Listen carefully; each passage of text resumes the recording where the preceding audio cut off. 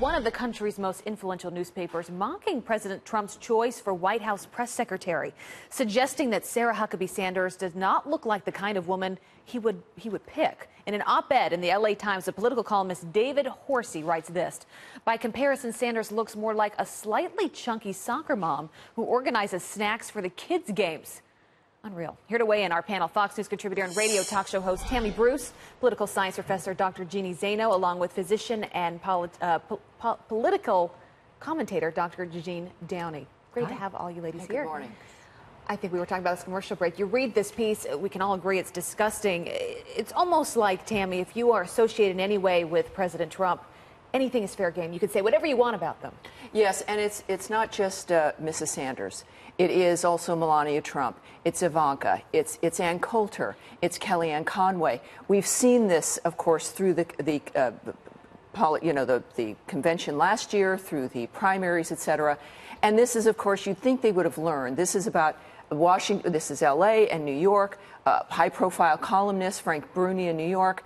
That with what we've been facing with Hollywood, sexual harassment, sexual assault, you'd think they would learn. But this kind of denigration is of the same sort. Either women are being sexually assaulted, or in this case, the insult is meant to degrade and humiliate and ultimately try to control. So it doesn't matter. Obviously, Mrs. Sanders is a lovely woman.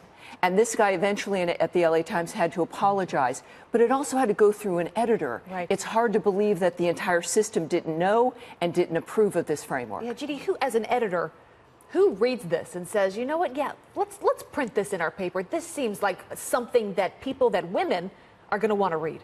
It's beneath the LA Times. And to Tammy's point, the editor should have caught it if David Horsey, a Pulitzer Prize winning columnist, didn't himself catch it before he put it in. What do you think his motivation was?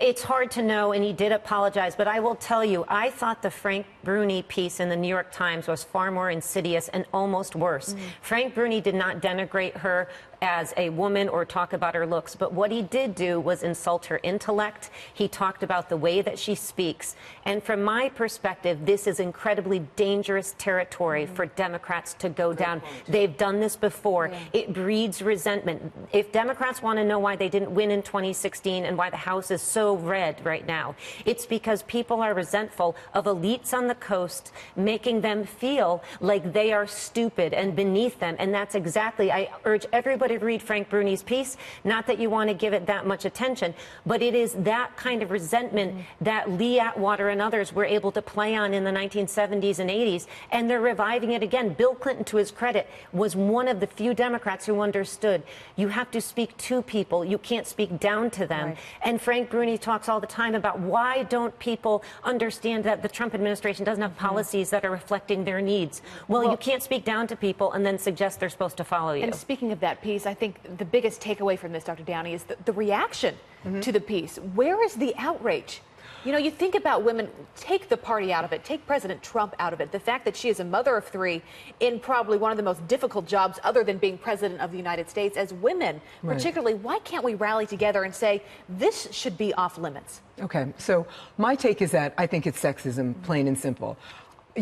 People need to comment on her job that she's doing. It doesn't have anything to do with her accent. It doesn't have anything to do with the spoofs I've heard about her weight. Sean Spicer is overweight. Nobody commented on his weight. Sean Spicer's only 46. He looks older than stated age, with all due respect to Sean. But nobody would comment on how he looks. My problem with Sarah Huckabee Sanders is the following. I'm concerned about the level of her holding herself up as an evangelical, but yet Trump is accused of having, like, what, a 16% track record when it comes to telling true statements and mostly true statements. And she holds up what he's saying and she lies. Her cortisol level is rising. She's squirming as she lies sometimes. So as an evangelical, I feel like she reads a Christian devotional apparently every day before she gets up to speak in front of the White House press corps. So as a Catholic, I'm looking at her and I'm concerned about her upholding Trump's lies. So I get into what she's doing and her actions, which can be criticized, but not who she is. That should be off the table. Tammy, I can tell you have a reaction.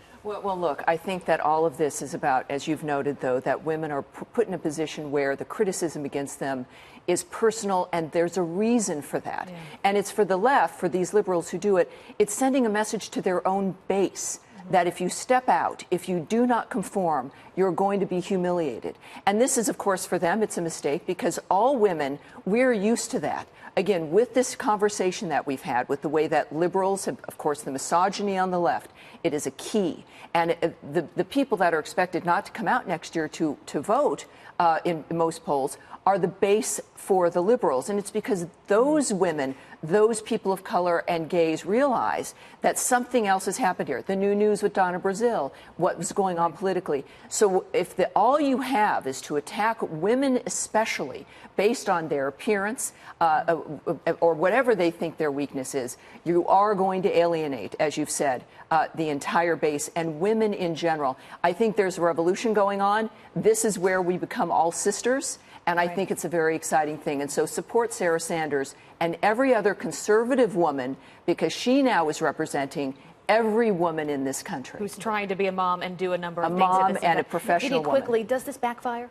It could backfire, but let's just say, and I agree with Tammy, let's just say it goes both ways. We have a president who came out on the stump during 2016 and criticized Ted Cruz's wife for her looks, Carly Fiorina for her looks. Right. That doesn't give anyone the right, though, to attack Sarah Huckabee Sanders. It doesn't give anybody any right to attack anybody. All I want to say is it's fair game on both sides. You cannot attack women for their looks. You have to deal with them in terms of their job performance on both sides. It has to be their job performance. And it cannot be anything but their job performance. Well, that's something at least the three of us here, of all different backgrounds, totally agree on. we can agree on And that. the president was criticized appropriately in those dynamics, including by myself. We all agree, and now we've got to stick with this because this is the future for our own families and our own work futures as well. I agree. Some great advice, Tammy. Ladies, thank you so much for being with us. It's an important conversation to have. Thank you so much.